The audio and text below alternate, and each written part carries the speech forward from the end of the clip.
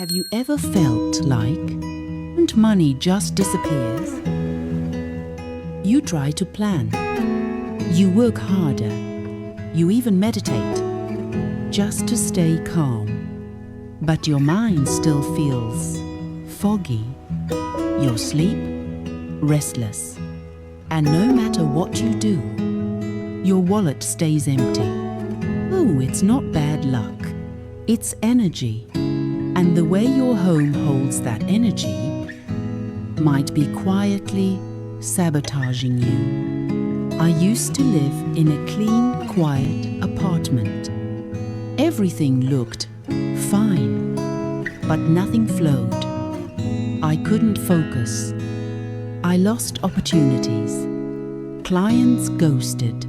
And inside, I felt lost. Until one night, I read a line.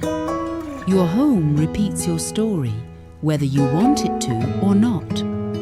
That hit me, because I realized the energy around me was stuck, and so was I. In this video, I'll show you 5 silent Feng Shui mistakes that might be quietly blocking your money flow, mental clarity, even your relationships, and you may not even know it. Not theory, not superstition, just timeless truths of energy, explained simply to help you shift your space and shift your life. So take a breath and let's begin. The first silent block. A cluttered entry equals a blocked flow. Have you ever walked into your home and sighed? Not because of the day you had, but because of what greeted you at the door. In Feng Shui, your front entrance is sacred. They call it the mouth of Qi. It's where energy, opportunity, even abundance enters your life. But what happens when that space is blocked? Shoes piled up, packages still unopened, dust that quietly settled. The message your home sends becomes, there's no room for anything new. I once worked with Tara, a single mom in Chicago. Her entrance was a war zone. Old boxes, broken toys, bags she meant to return but never did. She told me, I just want each day to feel like it's starting clean. We didn't change her whole house. We just started at the beginning.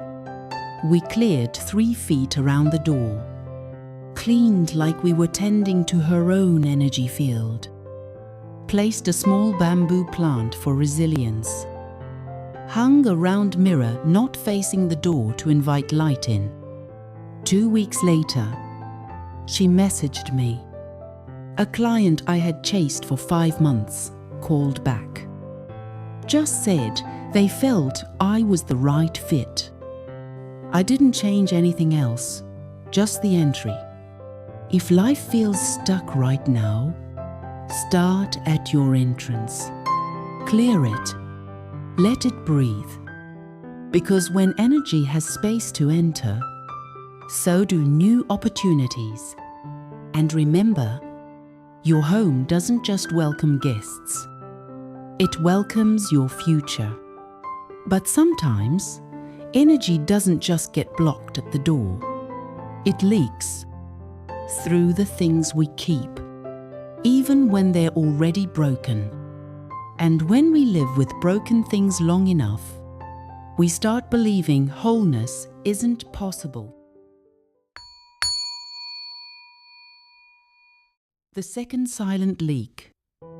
Broken objects equals broken energy. There's a chipped cup sitting quietly in your kitchen. You never use it, but you've never thrown it out either. Or maybe it's that drawer you have to tug 3 times to close. Small things, harmless, but in Feng Shui, broken objects carry silent stories. And those stories leak energy. They whisper to your space. I've accepted that things don't work. I once held on to a small incense bowl. It had a thin, almost invisible crack. It was the last gift from someone I once loved deeply. For years, it sat on my altar. Not because it was useful, but because I wasn't ready to let it go. Then one day, the afternoon light caught the dust in the crack, and it looked just like a wound never fully healed. I reached out, touched it, and realized I wasn't just holding a bowl. I was holding a version of myself that no longer existed.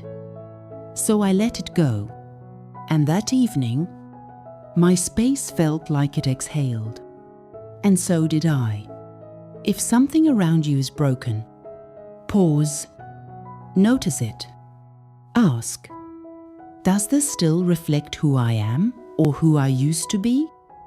If it no longer serves you, thank it and release it, because the things you live with shape the energy you live in. And sometimes letting go of the small is what finally makes space for something whole. But sometimes, hey, it's not the things we see. It's what we tuck away behind closed doors. And that's where the third mistake hides. The third silent weight. An overstuffed closet equals a clouded mind. Clarity doesn't start with more thinking. It begins with quiet. But when your closet is crammed, when opening, it feels like a battle. It's not just fabric you're fighting with. It's energy. In Feng Shui, the closet isn't just for clothes. It's your subconscious.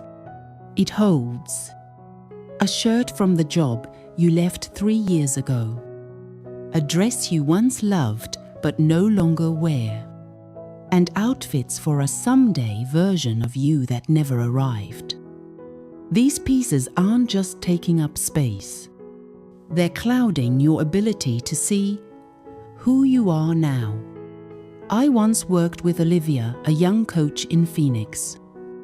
She was full of ideas, but always felt mentally jammed. I know what I need to do, she said, but everything just feels tangled. We didn't map out a business plan. We opened her closet.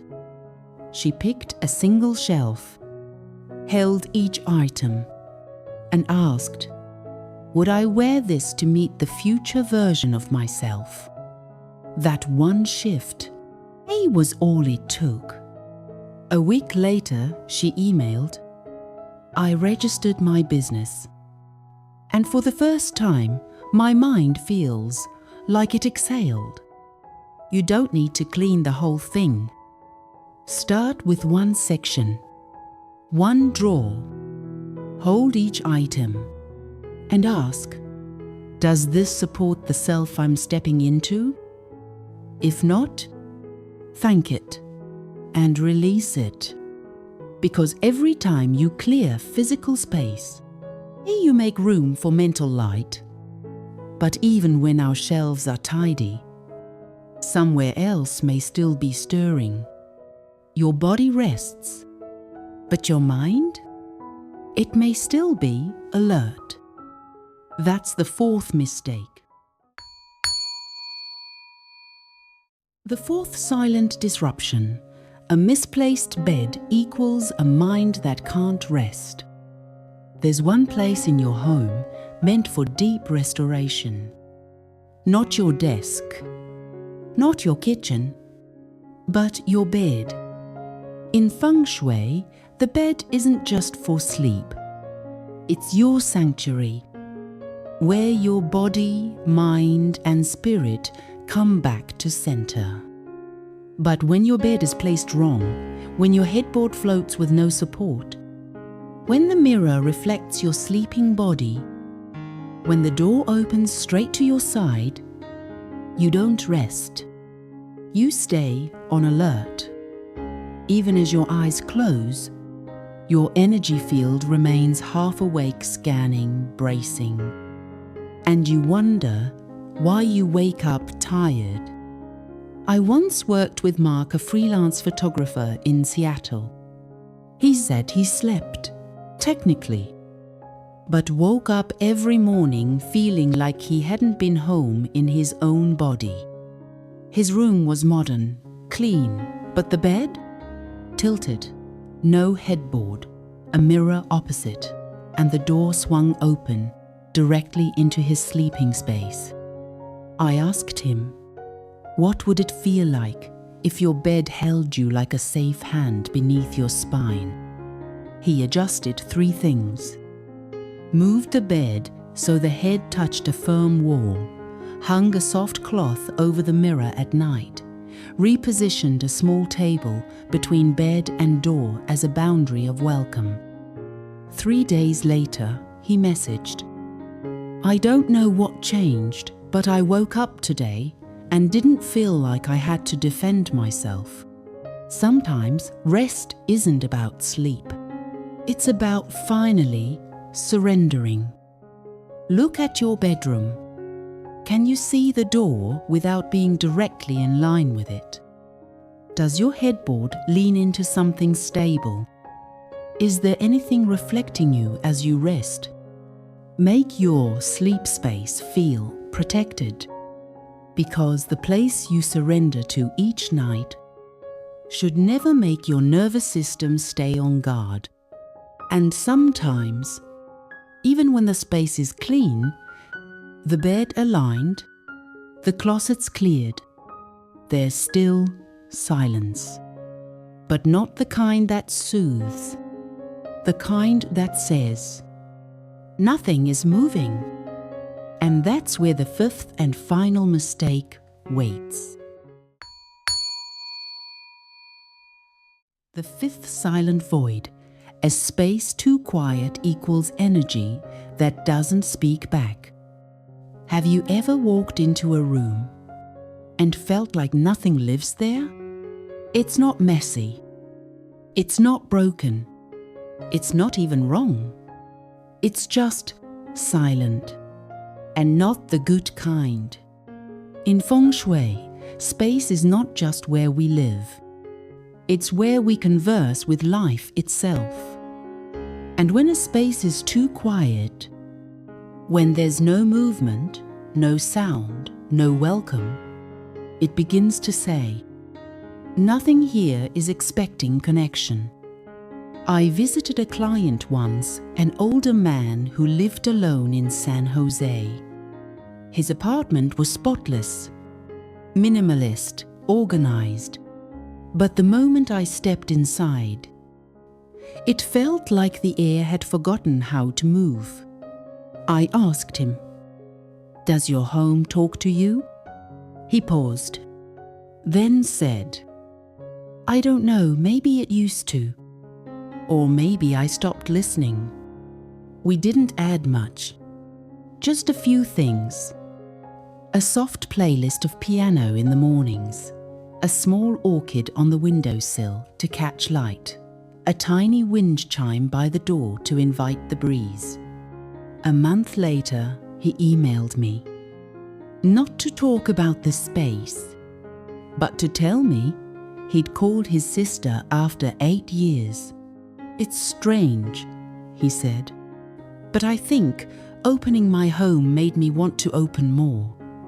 If your space feels too quiet, not calm, but lifeless, add something that moves. A sound, a scent, a rhythm. Let your home speak again, because energy needs conversation. And when your home begins to speak back, so does your life. And if something in these quiet shifts stayed with you, even just one thought, that's energy moving. You don't need to do anything. Just Notice it. Let it grow. Because every time your space shifts, so does the story it tells the world. You've walked with me through 5 quiet disruptions. 5 tiny shifts that awaken everything. This isn't about perfection. It's about presence. And if any part of this spoke to you, then maybe your home is ready to speak back. Let's close gently and open something new. You made it here, and maybe that says something. Maybe it says, and you're already shifting, not just your space, but your story. Feng Shui isn't a trend. It's a return to intention, to listening, to allowing energy to flow again. If this video helped you pause, breathe, see your home a little differently, then maybe your journey is just beginning. I'd love to walk that path with you. If you feel it too, leave a trace. A like, a comment, a tiny sign that says, I'm ready to listen. And if you want more stories like this, more quiet truths to open your space, you can subscribe, not to follow me, but to follow your own shift. Let's continue gently. Your space holds your story. Let it flow. Wisdom of Feng Shui.